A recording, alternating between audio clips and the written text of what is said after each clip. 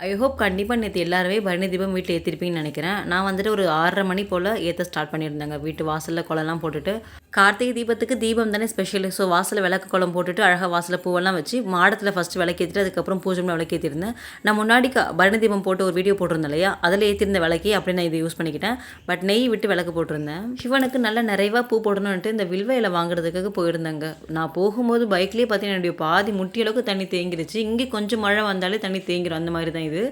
So என்னால முடியவே இல்ல. பைக் எடுத்துட்டு போய் எங்கனா மாட்டிக்கினான்னு சொல்லிட்டு திரும்பி ரிட்டர்ன் வந்துட்டேன். பட் பூ இல்லாம இருந்த பூவ வச்சு அப்படியே மேனேஜ் பண்ணி கொஞ்சம் கொஞ்சமா பூ சாமிக்கு போட்டு ஏத்தியிருந்தேன். இன்னைக்கு தான் போயிட்டு கோயம்பேட்ல நெறைய பூ வாங்கிட்டு வந்திருந்தாங்க. இன்னைக்கு சாமி கும்பிடுவோம் இல்லையா? அப்ப நல்லா நிறையவா போட்டுக்கலாம் அப்படின்ற மாதிரி.